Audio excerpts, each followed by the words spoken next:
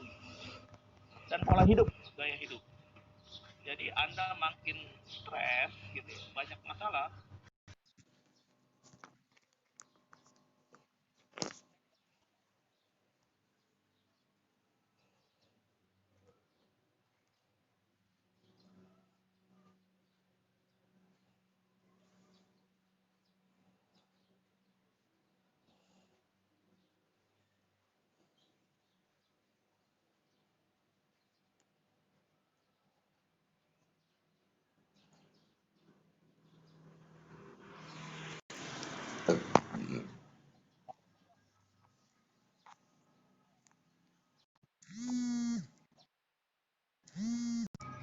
Dia kena, gitu ya, kena, dinyatakan kena.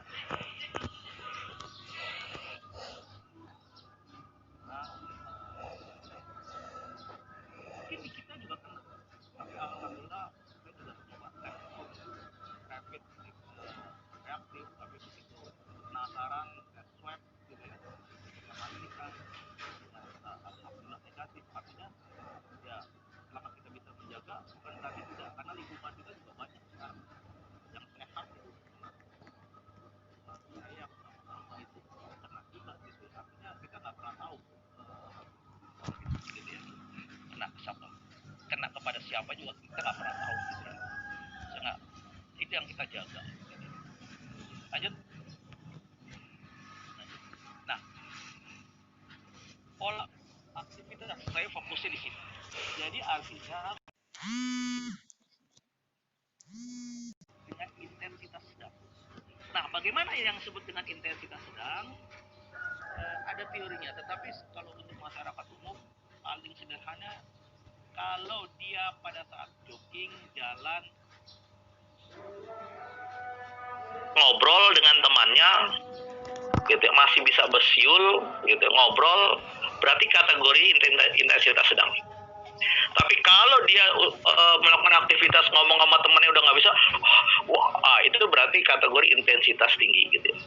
Itu untuk masyarakat, gitu, ya. Tetapi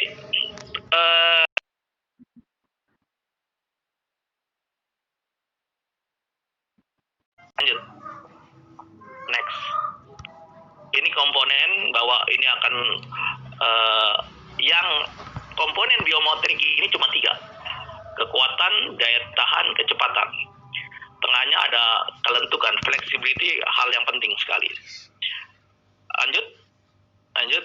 Ketiga komponen biomotrik ini salah satunya saya ambil yang daya tahan. Ketika bicara daya tahan berarti bicara kardiorespirasi. Bicara kardiorespirasi berarti bicara paru dan jantung. Parameter yang paling sederhana kita menggunakan yang namanya heart rate, denyut nadi. Ya. Nah, kalau denyut nadi ada sebetulnya nanti dalam teori ada 5 tingkatan latihan daya tahan, foundation, development, adaptive, threshold, itu panjang gitu ya.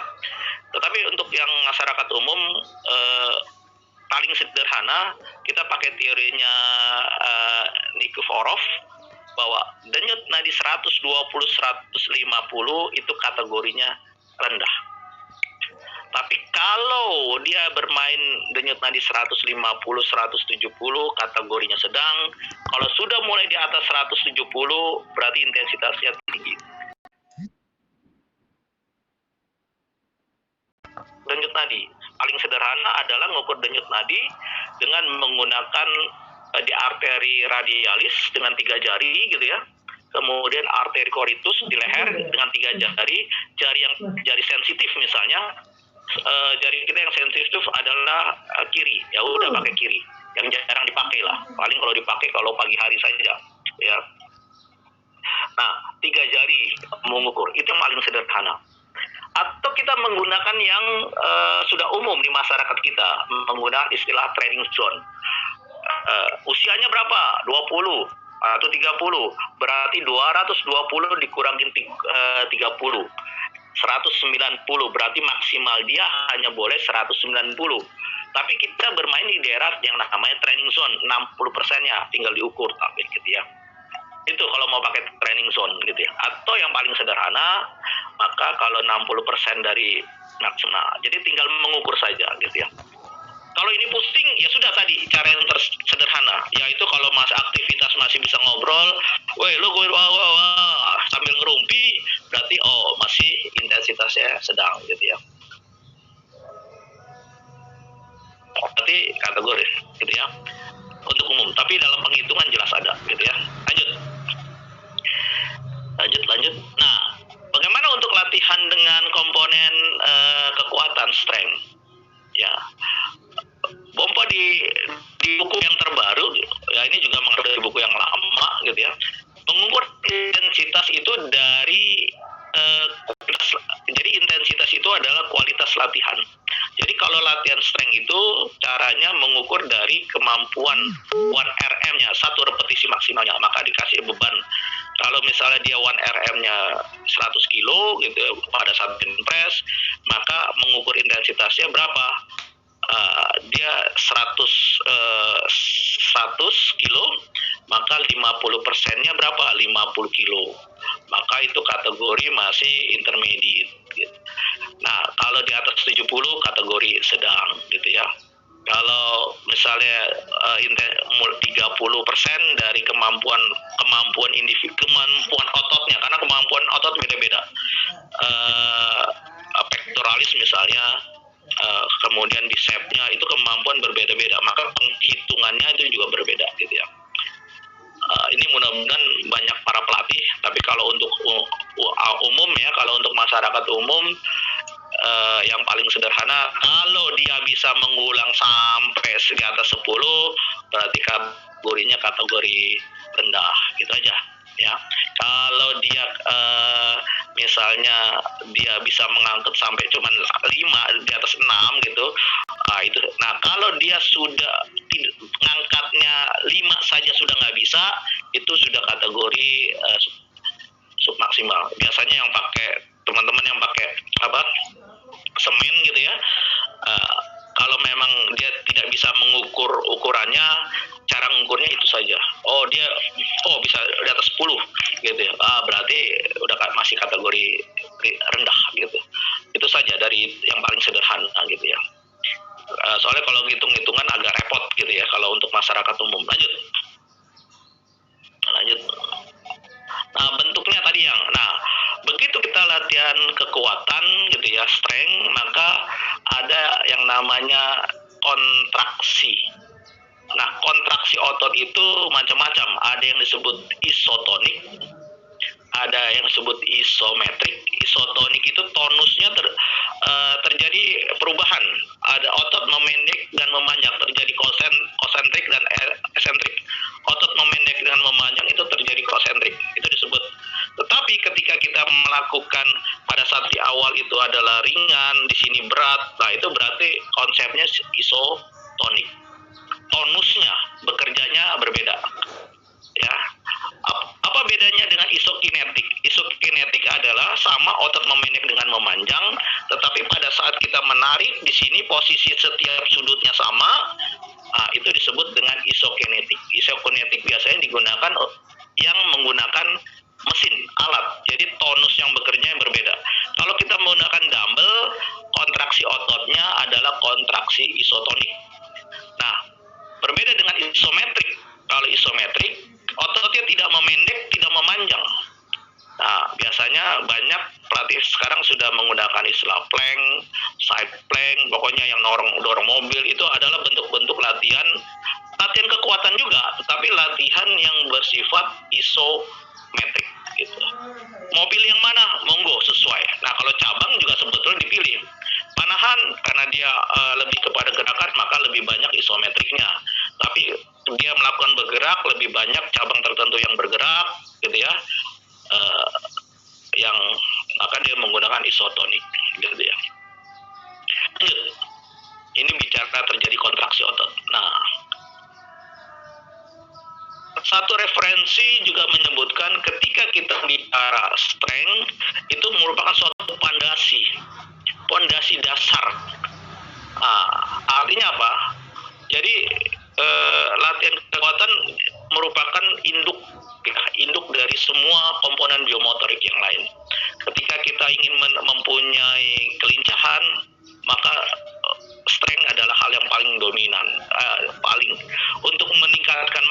strength, syarat utamanya harus punya strength. Ya, mau punya kecepatan, speed yang bagus. Untuk punya speed yang bagus, langkahnya agak panjang sedikit. Punya strength yang bagus, maksimum strength, kemudian maksimum speed akan menghasilkan speed. Jadi artinya di sini kadang kita suka saya mau punya kecepatan yang bagus, tiba-tiba latihan sprint yang bagus, ya boleh-boleh aja gitu ya. Tapi sebetulnya urutan yang benarnya supaya tidak terjadi cedera, maka ada tahapan latihan. Ya, ketika dia ingin mempunyai agility yang bagus, sama tahapannya juga demikian. Ya. Nah, untuk mempunyai daya tahan yang bagus juga harus mempunyai strength. Jadi strength itu adalah boleh dikatakan basic. Makanya semua cabang olahraga kalau tidak latihan strength ya sudah gitu ya. Bahkan ada istilah ekstrim, kalau atlet kalau nggak latihan besi gitu ya, ya pokoknya harus makan besi gitu. Istilah makan besi itu ya latihan strength. Walaupun di dalam latihan strength itu tidak harus dengan besi gitu ya. Nanti banyak contohnya. Lanjut. Ya, mudah-mudahan saya ada contohnya. Lanjut. Latihan strength itu banyak ya, tidak harus dengan besi gitu. Menggunakan body sendiri, push up, pull up, chin up itu adalah aktivitas-aktivitas yang menggunakan beban sendiri ya. Kemudian dengan menggunakan karet ya, sekarang udah banyak rubber ya. Zaman saya itu agak susah gitu, waktu zaman atlet nggak ada rubber, akhirnya cari rubbernya dulu saya ke karet bekas yang punya timbangan buat nimba itu, karet zaman gitu ya, tahun 80-an nggak ada yang karet-karet beginian ya. Waktu jadi atlet agak susah gitu ya. Jadi pakai karetnya ban luar mobil. Kalau di Jakarta itu di Madura yang jualan itu suka ada karet tuh, pakai itu buat itu ya. Kemudian juga menggunakan medicine ball ya, bola juga pakai kettle gitu ya. Nggak ada medicine ball, pakai bola bekas digunakan. Itu juga bisa digunakan untuk latihan-latihan kekuatan ya. Nah, kalau sudah punya mesinnya, tapi tidak semua di daerah juga belum tentu ada alat seperti ini gitu ya. Lanjut. Oke, Jo, mohon maaf, ini ya. Kita masuk ke sesi diskusi aja. Boleh. Ini masih karena memang ada beberapa pertanyaan yang mengarahnya juga ke program latihannya gitu, Pak Jo. Ya. Mohon maaf nih, Pak Jo. Ya, ini ada ini mungkin nanti mohon izin slide-nya nanti bisa di-share ke peserta ya. Boleh. Belajar ya. Mungkin gitu ya Pak Jo. Ya, ini ada pertanyaan nih, atlet dan pelatih berarti kan memang harus mengetahui ilmu strength and conditioning supaya nggak terjadi kesalahan dalam memberi program latihan.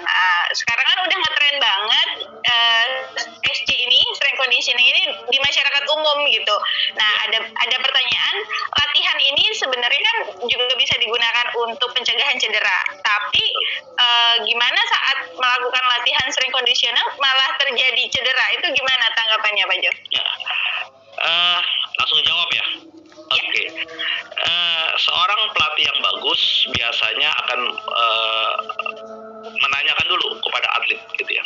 Tapi biasanya banyak pelatih, makanya sekarang ini sudah mulai terpisah. Pelatih teknik dan pelatih fisik biasanya terpisah gitu ya. Kalau untuk olahraga prestasi seperti di KONI itu sudah mulai, di nasional pun sekarang sudah PBPB sudah mengambil pelatih fisik gitu ya. Minimal dia mempunyai basic keolahragaan, ilmu olahraga yang benar gitu ya.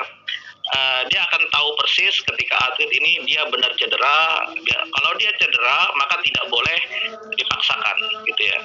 Ada prinsip latihan di dalam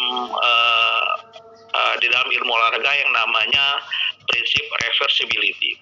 Latihan memang tidak boleh berhenti. Sebagai contoh, ketika lututnya cedera, maka lutut itu harus diistirahatkan. Ya, tapi yang upper body-nya gimana? Ya tetap harus dilatih, tidak boleh berhenti. Itu prinsipnya reversibility. Nah, kalau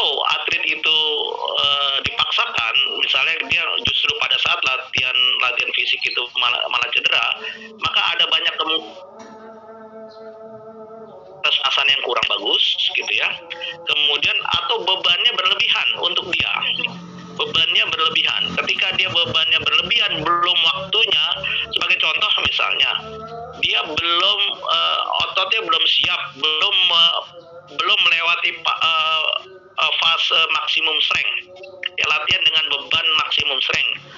Sudah dikasih latihan yang melompat-lompat. Nah, ini kan sering terjadi.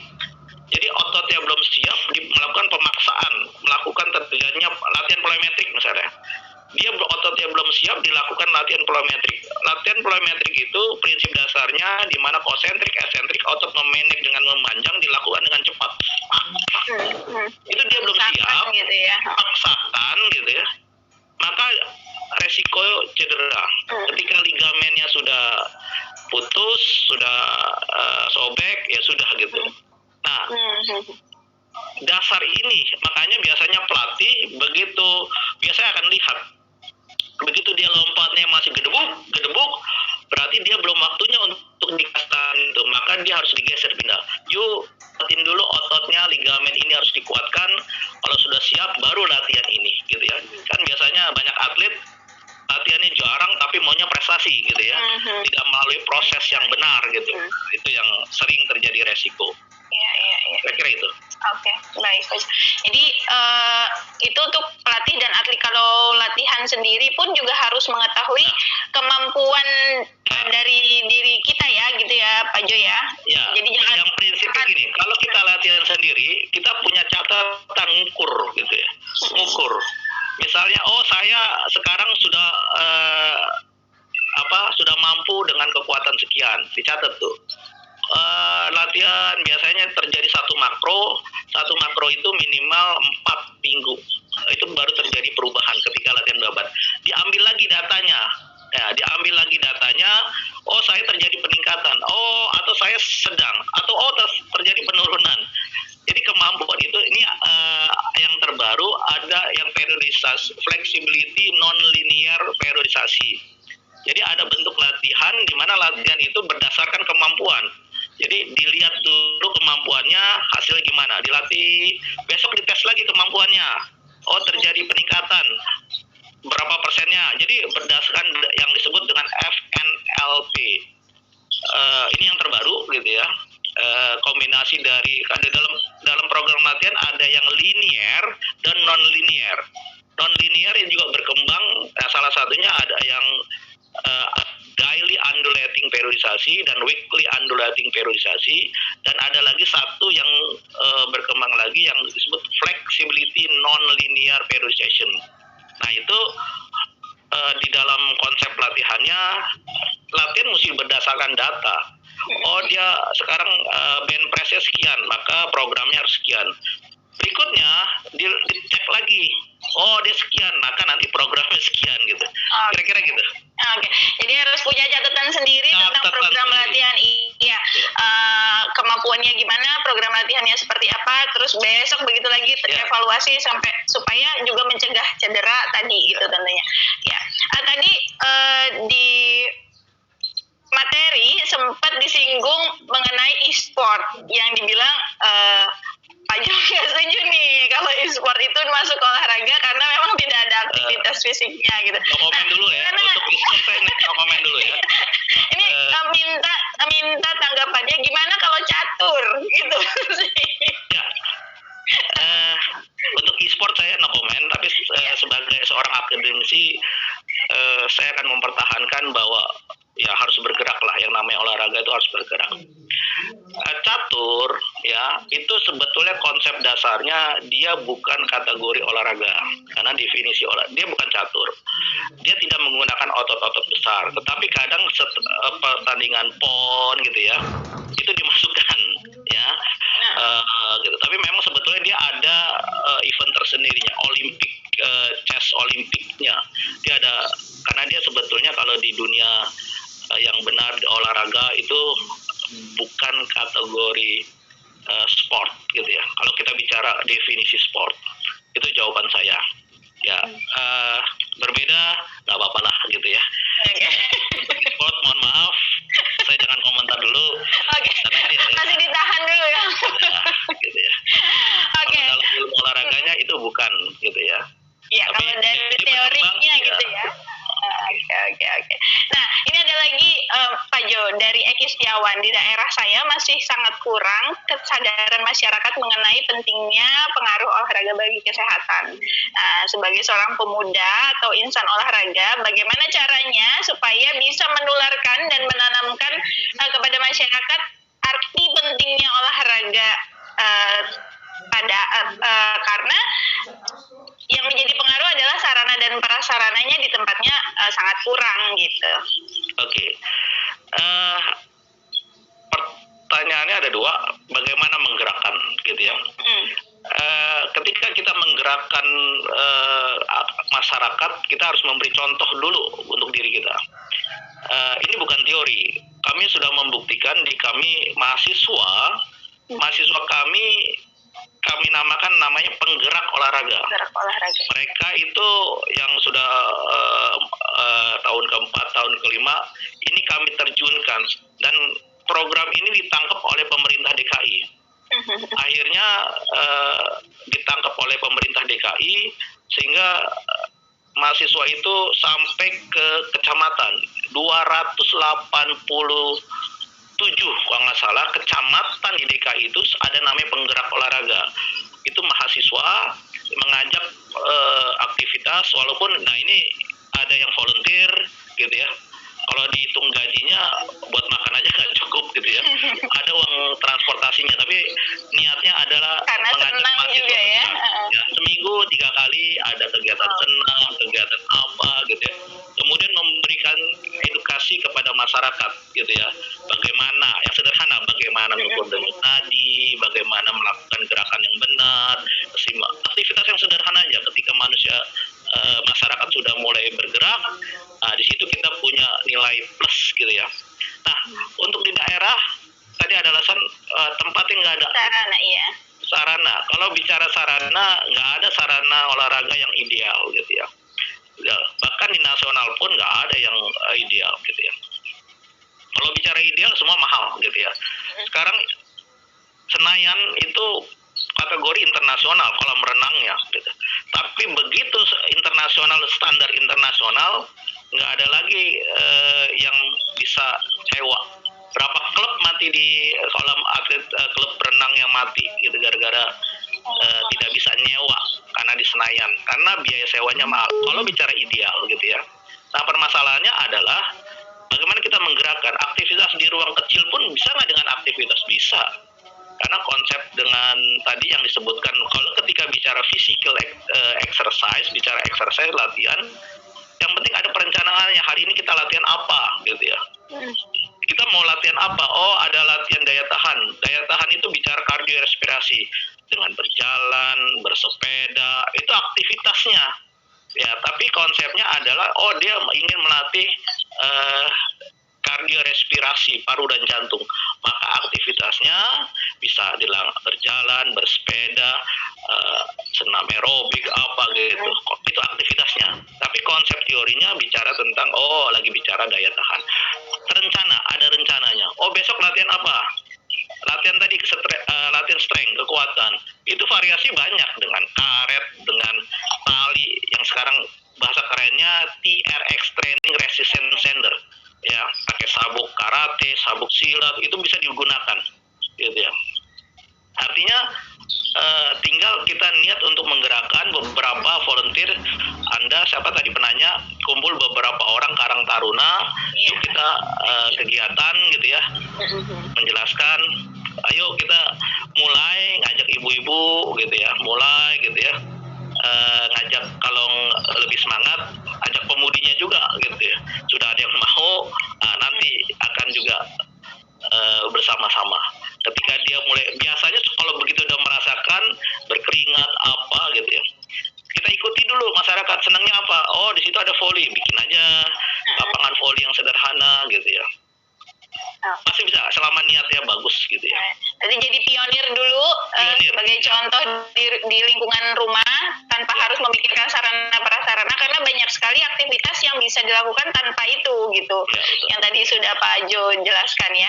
Oke, ini Pak Jo ada lagi, ini seorang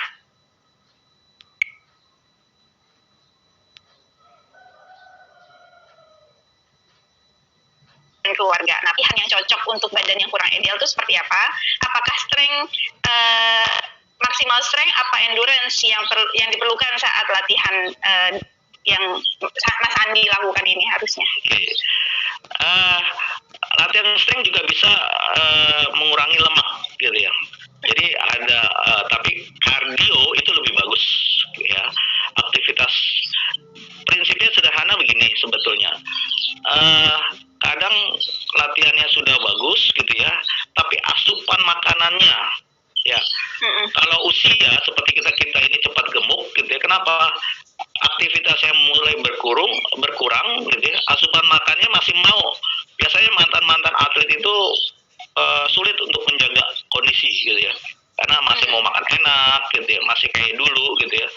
Latihannya dulu kencang, sekarang latihannya udah mulai berkurang gitu ya. Nah, bagi yang masih jadi atlet ya, sarannya untuk konsepnya gini, kurang lebih 1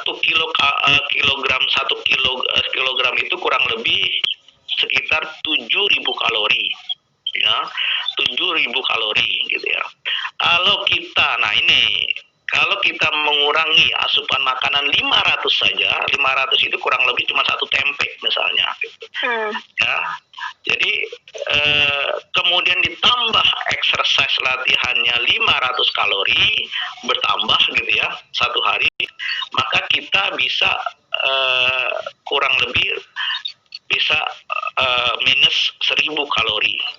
Artinya dalam waktu 1 minggu kalau ini rutin bisa 7.000 kalori. Jadi menurunkan berat badan 1 kilo masih kategori normal kalau disiplin. Tapi kalau kita nggak disiplin, maka saran saya adalah menambah aktivitas sebanyak 500 kalori. Nah, 500 kalori apa? Itu sama saja kurang lebih kalau kita berjalan sekitar 4 kilo sampai 5 kilo sehari gitu ya. Jalan aja, santai jalan gitu ya.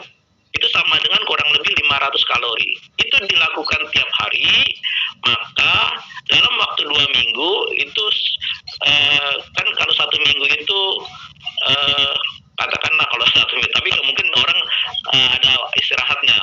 Jadi kurang lebih 3.000 kalori. 1 minggu lagi 3.000 kalori, 6.000, maka dalam waktu 2 minggu atau 2 minggu lebih udah turun 1 kilo gitu. Itu kalau mau nambah exercise ya. Nambah sepeda tiap hari, kurang lebih berjalan kurang lebih 5 kilometer, berjalan aja santai gitu ya. Terus itu kurang lebih kita akan membakar kalori kita kurang lebih 500 gitu. Nah, kalau mau yang benarnya apa? Menggunakan ini, ada alat ya, tapi itu kan tidak semua punya ya. Ada ya. Atau yang ada sekarang handphone, jam tangan yang bisa, oh hari ini saya berjalan sekian, kalorinya sekian, itu bisa diukur. Atau misalnya dengan menggunakan aplikasi, sekarang sudah banyak aplikasi dicari, kemudian sambil berjalan bersepeda di setting aktivitas itu dia bisa mengukur, oh Anda sudah berjalan sekian, maka Anda sudah membakar sekian kalori gitu. Sekarang sebetulnya lebih gampang, lebih enak. Jadi nggak ada kendala sebenarnya. Ini semacam prediktor saja. Jadi kalau mau sederhana begitu. Tapi jangan coba-coba dalam waktu misalnya dalam satu minggu nurunkan sekian kilo. Jangan deh gitu. Jangan. Ya. Jadi ada perpaduan latihan antara strength, terus endurance sama aerobiknya, iya, dan pengaturan asupan makan, iya, supaya postur tubuhnya ideal lagi. Karena atlet loncat indah dan itu harusnya indah. Tahu kalau gini. Nah, iya. Harusnya programnya dari pelatih, iya. Nah, ini ada beberapa pelatih juga, Pak Jo, menanyakan bahwa ini pelatih eskul, jenis atau model latihan yang diberikan kepada atlet dengan kebutuhan atlet tanpa membebani atlet tersebut. Ini ekspo di sekolah. Ya. Jadi program latihan yang cocok tuh seperti apa? Model latihannya gitu? Kenapa gimana pertanyaan? Jadi gini, bagaimana seorang pelatih ekstrakurikuler mengetahui jenis dan model latihan yang sesuai untuk atletnya, dan bagaimana cara untuk mengetahui model latihan yang diberikan itu cocok untuk atletnya? tujuan ekskul ada dua gitu ya, ekstrakurikuler di sekolah. Ada yang untuk sekedar kegiatan aktivitas di sekolah, berarti dia lebih kepada physical fitness, kebugaran. Ada yang untuk mengejar prestasi, ada dua di sini gitu ya. Nah sekarang pertanyaannya, ini mau kemana gitu ya. Terus yang kedua adalah ketika kita melatih ekskul, kita mesti tahu nih sebagai pelatih gitu ya, karakteristik cabangnya ini apa. Satu, ini sebelum kita melatih kita mesti tahu mengidentifikasikan satu cabang ini cabang kategori apa, aerob atau anaerob. Oh sepak bola, berarti sepak bola kategorinya apa? Nah, kalau dia panjang, sepak bola bukan kategori aerob tapi kategori anaerob ya. Satu. Kemudian kebutuhan biomotoriknya apa? Nah begitu kita mengetahui kebutuhannya apa, maka yang dilatih itu. Nah ketika dia misalnya panahan, kategori cabangnya lebih kepada aerobik.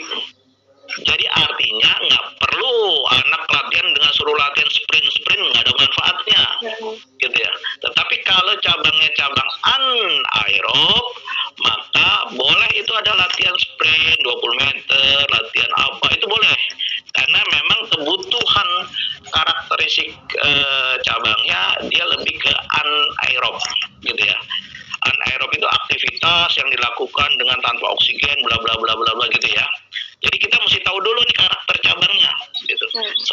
Biasanya sebagai pelatih mesti tahu, oh cabang saya begini, oh butuh keseimbangan, oh butuh kekuatan, butuh power. Untuk mendapatkan power di mana? Ada tahapannya, mesti latihan strength dulu, ke sini dan segini gitu ya. Tetapi yang ingat, ketika kita latih junior, pelajar ekskul di sekolah, ada hal yang nggak boleh dilatih.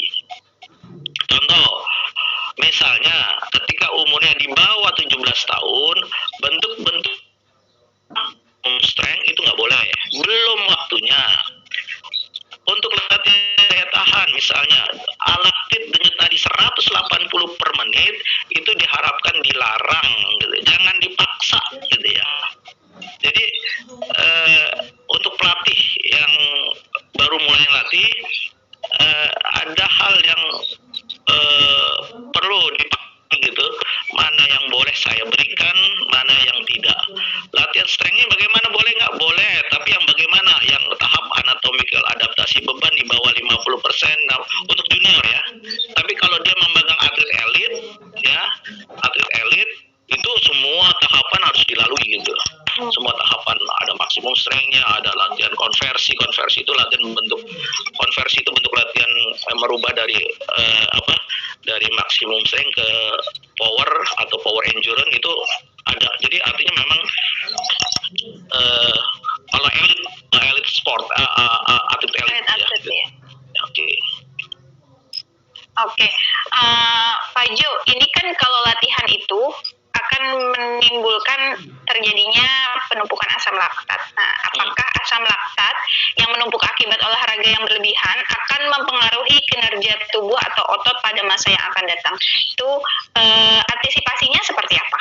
Ya, udah dijawab. Tapi antisipasinya bahwa asam laktat akan mempengaruhi gerak ya, gitu ya. Karena ada terjadi penimbunan gitu ya. Cara terbaik adalah proses recovery. Jadi seorang pelatih harus memahami konsep rest and recovery. Apa itu? Jadi latihan itu bukan bicara exercise, bukan bicara latihan saja, tapi bicara exercise dan rest. Nah, sebagai contoh misalnya gitu ya, misalnya kita latihan gitu ya. Begitu dilatih suruh lari 400 meter, denyut nadi tercapailah 160-170 per menit.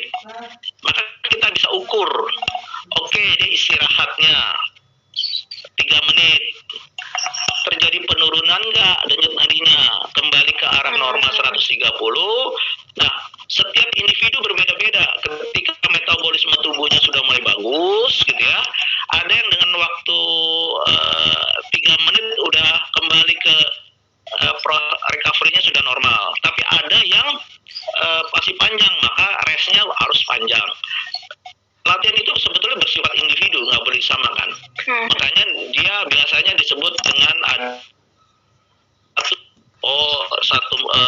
rest 1 menit, istirahatnya 5 menit. Dan ketika dia sirkulasi tubuh sudah bagus, kita tingkatkan yang disebut ini namanya density kepadatan latihan. Ini yang disebut dengan kepadatan, density kepadatan antara exercise dengan recovery-nya sendiri, ya. Itu recovery-nya mesti benar. Nah, kedua itu di dalam in exercise, di dalam latihan. Nah, ketika dia melakukan, makanya selalu disebutkan kalau latihan kekuatan, strength itu ada teori dia harus 2 kali 24 jam, 72 jam, dia harus terjadi pemulihan. Jadi hari ini dia latihan untuk latihan otot, besok harus ada terjadi, besoknya itu harus dari istirahat. Nah, ketika orang melakukan latihan kekuatan, maka akan terjadi kerusakan otot kan, gitu. Sel-sel ototnya tuh rusak, tapi nanti diganti oleh tubuh kita, diganti sel yang baru, gitu ya. Perlu ada recovery. Nah, itu namanya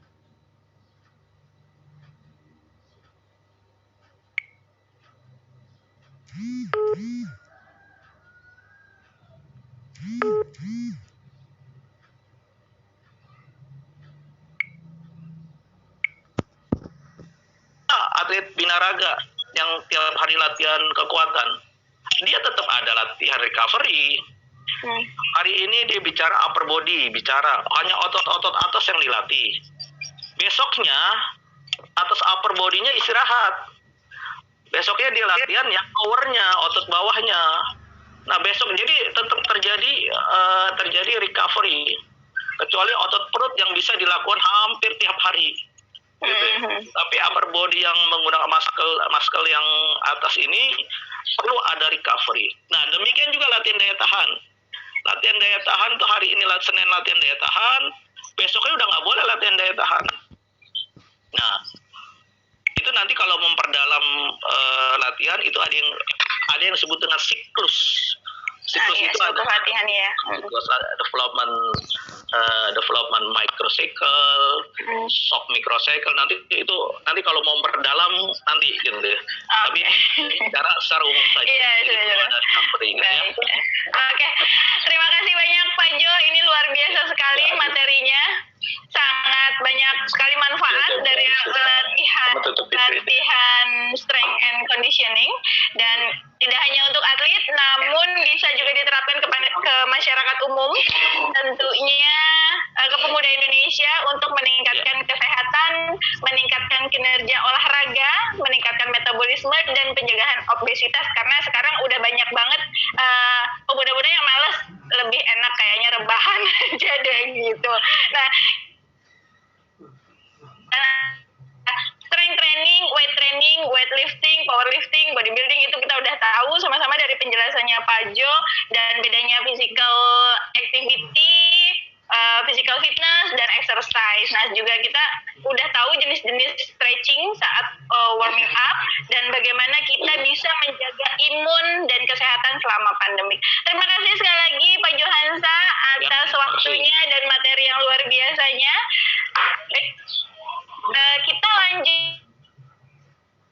Ya. Terima kasih Pak Jo. Ya. Sekarang kita masuk ke materi terakhir. Kita udah kita akan sama-sama menerima motivasi sehat bugar untuk pemuda dari Mas Aderai. Siapa di sini yang nggak kenal sama Mas Aderai? Pasti kenal semua ya. Ini sudah bergabung dengan kita. Selamat siang. Halo, selamat siang Mbak. Kedengaran nggak Mbak Reka? Kedengaran. Oke, Iya. sedikit aku bacakan bio dari Mas Aderai.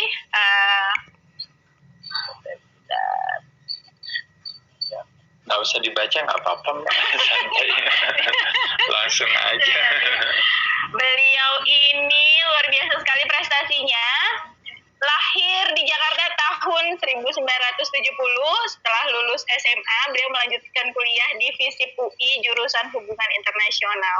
Pernah menjadi juara nasional binaraga pada tahun 1994 sampai 2007, juara Asia dan juara dunia untuk Muscle Mania Light Heavyweight dan overall tahun 1996.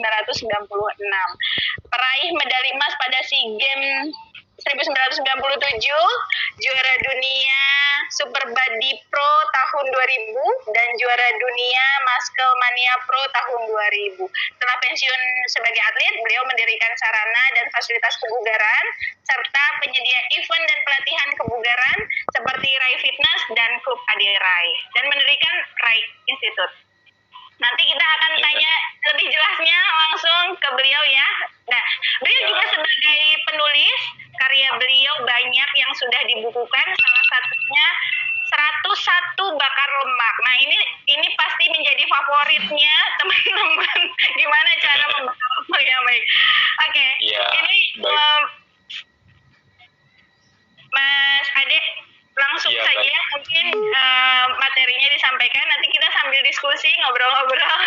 Mungkin nggak apa-apa Mbak, kebetulan saya nggak punya materi spesifik, tapi Mbak silahkan boleh memandu saya saja, nanti mungkin saya bisa jelaskan beberapa hal biar supaya dipandu sama Mbak sesuai dengan kebutuhan para peserta hari ini ya, gitu ya. Oke deh, kalau gitu bisa diceritakan nggak Mas Ade sejak kapan mulai tertarik sama binaraga? Ya baik, terima kasih teman-teman sekalian. Ya, Mbak Ratri. Mbak Reka, terima kasih ya saya sudah diundang hari ini. Terima kasih para peserta sekalian. Assalamualaikum warahmatullahi wabarakatuh. Salam sejahtera buat kita semua. Ya, jadi Mbak, saya memang kalau berbicara profesi saya ini satu hal yang saya syukuri. Kenapa? Karena saya melakukan sesuatu yang memang kebetulan jadi panggilan hati saya gitu loh Mbak. Dari kecil kepengen jadi atlet, taunya berhasil jadi atlet gitu ya. Dan saya juga bersyukur bisa menemukan potensi bakat yang saya miliki, kesenangan saya juga di bidang olahraga. Akhirnya saya menggeluti atau menjadikan olahraga sebagai sebuah profesi saya. Sebenarnya kalau ditanya profesi sebagai seorang olahragawan itu sebenarnya saya karena berbagai macam olahraga sudah saya geluti, jadi memang berarti sudah lama sekali. Saya sekarang kalau dalam hal bernafas itu sudah bernafas kurang lebih udah hampir mau jalan 51 tahun. Jadi sedangkan saya berolahraga jadi atlet udah dari umur 5 tahun Mbak gitu. Waktu dulu saya jadi atlet judo, jadi atlet karate, lalu saya pernah jadi atlet bulu tangkis ya. Niatnya mau jadi juara bulu tangkis tapi gagal gitu. Lalu akhirnya saya jadi menggeluti olahraga yang lain. Saya pernah mewakili Universitas Indonesia buat kejuaraan atletik tolak peluru. Saya mewakili Universitas Indonesia buat kejuaraan voli. Saya juga pemain voli juga pada saat itu. Saya pemain bulu tangkis selama kurang lebih hampir 7-8 tahun ya. Beberapa rekan saya di satu klub ya seperti Ardi, Bewi Ranata, ada Yuni Kartika juga kalau yang teman-teman kenal juga, dan teman-teman lain lah saya yang ada di mulai dari Bimantara Tangkas, keluarga besar saya di Jarum Kudus, di Jarum Jakarta, itu dulu saya dulu bekas dari sana. Lalu jadi setelah dari kecil udah jadi atlet, udah minat sekali sama olahraga. Iya, gitu ya, jadi atlet, tapi baru jadi atlet binaraga setelah saya jadi atlet panco di usia saya umur 20-21 tahun, dan menjadi atlet binaraga baru di usia 23 tahun lah Mbak, di 22-23 tahun gitu. Tapi kalau berbicara soal persahabatan saya dengan besi itu itu udah hari ini saya merayakan ulang tahun persahabatan saya dengan besi sejak yang ke-36 tahun gitu. Oh jadi udah 36 tahun akrab banget. Oh jadi ini ya apa namanya, sahabat pena. sahabat pena sama besi gitu ya. Ya selama 36 tahun dari tahun 1984 saya diperkenalkan dengan olahraga yang namanya resistance training gitu ya, atau latihan pengencangan otot rangka. Mungkin itu ya tadi pembicara sebelumnya sempat bercerita ya. Satu hal memang yang menarik dari kalau kita berbicara komposisi tubuh kita itu membayangkan sebuah perusahaan. Kalau teman-teman tahu itu tubuh kita itu itu dimiliki oleh 5 pemegang saham. Pemegang saham yang pertama adalah cairan atau air, itu yang harus diseimbangkan. Yang kedua adalah organ tubuh yang harus dijaga kesehatannya ya, kelestariannya. Lalu yang ketiga adalah tulang yang harus dikuatkan, hanya akan terjadi kalau otot dikencangkan dan lemak tentunya direndahkan. Nah, jadi dari 5 elemen daripada pemegang komposisi tubuh kita itu sendiri, ada satu elemen atau ada satu bagian yang selama ini kadang-kadang kita lupakan, yang kebetulan secara tidak sengaja unsur itulah yang paling sering saya lakukan, yaitu adalah otot itu sendiri. Nah, otot sejak usia umur 20, 25, 30 itu dia kalau berbicara sebagai pemegang saham di tubuh kita itu makin hari itu sahamnya makin menurun. Makanya kenapa ketika usia semakin menua, setelah umur 30 tahun itu setiap tahun terjadi penurunan kurang lebih paling tidak 1% ototnya. Jadi membayangkan kalau usianya sudah 51 seperti saya, berarti sudah terjadi penurunan, kalau tidak latihan ya, sudah terjadi penurunan 21%. Nah, terjadi penurunan otot menyebabkan apa teman-teman sekalian? Otot yang dikencangkan, yang terangsang kekuatannya adalah tulang. Nah, jadi membayangkan kalau ototnya kita itu tidak dilatih, maka tulangnya akan menjadi lemah. Ketika tulangnya lemah, maka geraknya menjadi lebih sedikit. Ketika geraknya menjadi lebih sedikit, maka yang terjadi adalah otomatis metabolismenya menjadi lebih lambat. Metabolismenya menjadi lebih lambat, kadar lemak menjadi lebih meningkat. Dan teman-teman tahu, obesitas adalah penyebab yang namanya berbagai penyakit yang dikenal dengan penyakit degeneratif atau penyakit tidak menular, atau yang menjadi klaim BPJS Kesehatan hari ini ya, semuanya disebabkan karena obesitas disebabkan menjadi salah satu kontributor terbesar. Nah, itu relatednya hubungannya nanti dengan kalau teman-teman nanti kita mau ngobrol-ngobrol tentang diet, nutrition boleh, tapi intinya adalah membayangkan masyarakat di dunia termasuk di Indonesia konsumsi karbohidrat yang berlebihan akhirnya dikonversikan ke dalam sel lemak. Nah, hal itu terjadi karena apa? Karena salah satunya ketika sel kita tidak memiliki sensitivitas lagi untuk menampung gula yang terlalu banyak. Dalam hal ini yang ditransport oleh si insulin, makanya disebut dengan namanya resistensi insulin. Resistensi insulin menyebabkan metabolic syndrome, akhirnya terjadi belly fat, akhirnya terjadi berbagai penyakit yang berhubungan dengan jantung dan pembuluh darah. Makanya kenapa diabetes, serangan jantung, stroke ya, heart attack gitu ya, lalu banyak termasuk juga bahkan sampai demensia, sampai cancer dan sebagainya disebabkan karena apa teman-teman sekalian? Disebabkan karena kita kurang gerak. Nah, oleh sebab itulah menyenangkan ketika anak-anak muda sekarang ini sebenarnya apa sebenarnya kebaikan daripada sebuah kemudaan itu kan ya, sebenarnya adalah ketika kita ini punya is a brand new shareholder itu semuanya masih brand new, jadi semuanya masih lengkap. Nah, ada istilah yang mengatakan sehat tidak menarik selagi masih kita miliki, menjadi begitu menarik pada saat dia pergi dari kita. Nah, mencari sehat pada saat dimana sehat masih kita miliki menjadi mudah. Mencari sehat pada saat dimana dia sudah pergi dari kita menjadi mahal dan susah. Nah, jadi mumpung masih muda, mumpung masih sehat dan masih kuat, kalau kita mau menginvestasikan pola perilaku kita, akan menyenangkan nanti akumulasinya, apresiasinya adalah sehat itu sendiri, panjang umur, kemandirian sehat, tidak tergantung sama obat dan sebagainya. Tapi kebalikannya, ketika kita dari muda kita tidak berinvestasi akan kesehatan, maka akumulasinya sakit akhirnya menjadi apresiasinya. Dalam hal ini yaitu ada apresiasi atau konsekuensi yang negatif yang harus kita tanggung. Nah, hal inilah yang makanya yang terjadi seperti hari ini ketika karena pola perilaku kebanyakan masyarakatnya yang tidak sehat, akhirnya penyakit yang sebenarnya tidak signifikan seperti penyakit infeksi sekalipun, akhirnya begitu ditakuti dan akhirnya justru malah akan menyakiti kita di akhirnya gitu. Badannya mungkin sebenarnya kuat, tapi bisa bayangkan yang terjadi hari ini. Yang terjadi yaitu adalah mental illness, yang terjadi yang namanya social illness, yang terjadi yang namanya economic illness. Akhirnya gimana badannya bisa bertahan dengan situasi itu gitu. Nah, jadi sekali lagi teman-teman sekalian, menurut saya mumpung masih sehat, yuk kita jaga sama-sama gitu. Dan sehat itu menjadi sesuatu yang mudah ketika kita masih memilikinya, Tapi kita harus lakukan dengan ada istilah yang mengatakan pemahaman adalah fondasi daripada sebuah kepatuhan.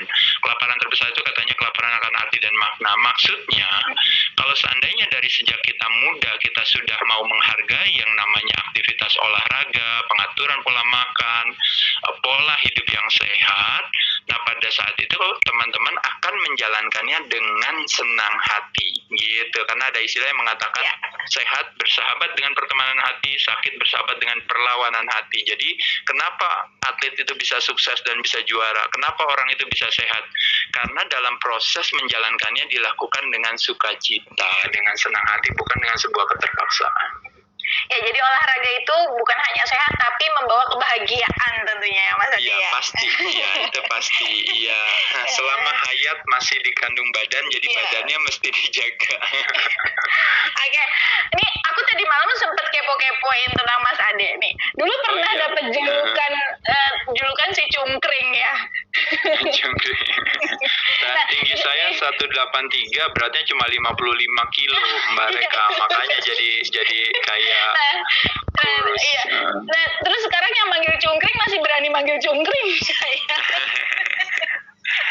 Iya, tapi dulu saya kurus tapi sehat ya, dalam arti karena kebetulan olahraganya ketika waktu dulu saya jadi pemain bulu tangkis, pemain voli, kalau badan saya ringan kan juga menyenangkan ya, memberikan satu support gitu ya dalam hal fungsinya, betul. Sesuai dengan cabang olahraga yang dipilih gitu ya Mas Adi. Iya, betul. Tapi kebetulan ketika saya menggeluti binaraga sejak tahun mungkin akhir tahun 80-an itu saya mulai, nah kalau bicara tadi komposisi tubuh itu, massa otot saya justru malah lebih meningkat, kebalikannya dari orang normal gitu. Tapi hal itulah yang justru saya syukuri ketika sampai hari ini saya bisa mendapatkan kebermanfaatannya begitu. Iya, karena dinikmati semua setiap tahapannya. Oke, motivasi terbesarnya Mas Ade Ray ini ingin menjadi seperti Bruce Lee karena punya sosok figur. Nah, terus kenapa memilih binaraga? Enggak yang digeluti nih akhirnya sampai sekarang, enggak sepak bola atau bola basket yang atletnya tuh digemari cewek-cewek gitu. Ya, saya rasa sebenarnya kan kalau kita menyukai sesuatu itu kan karena panggilan hati kita, juga mungkin karena potensi bakat kita adanya di sana gitu ya.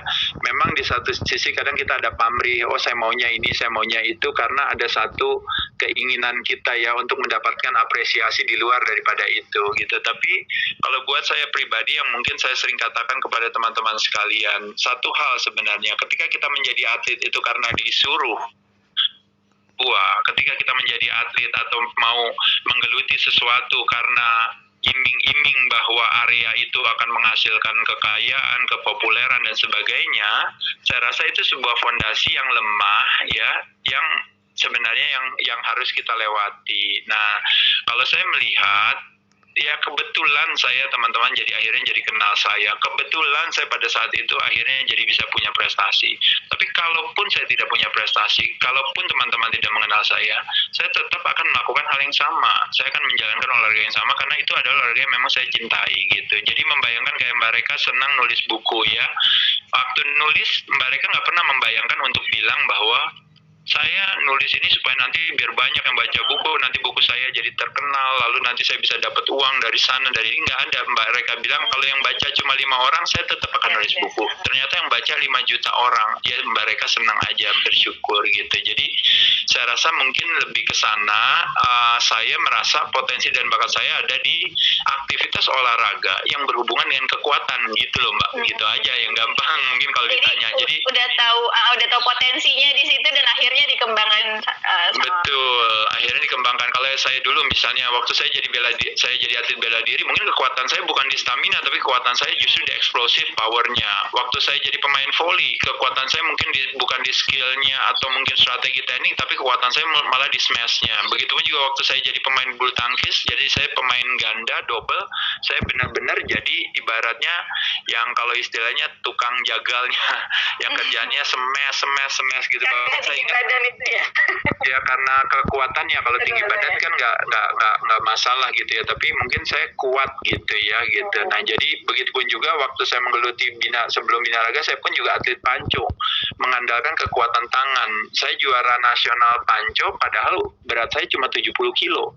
Musuh saya semuanya 120 kilo, 110 kilo, berat orang-orangnya. Tapi saya senang dengan yang berhubungan dengan kekuatan gitu. Nah bersyukur ternyata akhirnya saya mengenal olahraga binaraga yang di satu sisi awalnya niatannya hanya lebih kepada keinginan kalau istilahnya egonya anak muda ya, mau punya badan bagus, atletis ya, keren gitu ya. Tapi di sisi lain ternyata pembelajaran yang saya dapatkan dari olahraga ini adalah begitu luar biasa, malah mengajarkan saya pola hidup yang sehat, yang sampai hari ini makanya akhirnya saya mendapatkan sebuah kemandirian akan sehat gitu ya. Jadi saya kalau bisa dibilang ya mungkin ya bersyukur ya sampai hari ini masih diberikan kesehatan, jarang sakit. Mungkin terakhir saya masuk rumah sakit itu ya 51 tahun yang lalu waktu saya lahir itu. Itu pertama dan terakhir yang masuk rumah sakit. Iya kalau bisa. Ya kalau bisa intinya sebenarnya bukannya kita takabur atau arogan, lebih kepada kita berusaha kalau kita jaga kesehatan itu kita nggak nyusahin orang lain gitu ya. Jadi membayangkan kalau generasi muda, anak-anak muda di Indonesia baru merasakan rumah sakit itu baru setelah 50 tahun, kan menyenangkan. Artinya kita melakukan yang namanya flattening the curve sesungguhnya gitu, nggak menyusahkan tenaga medis gitu karena sakit kebanyakan. Nggak nambah-nambahin kerjaan. Nggak nambahin kerjaan, betul sekali. Iya. Mungkin kita mau putar dulu sedikit video yang gitu ya. isi videonya Mas Aderai. Ya silahkan Mbak. Ya.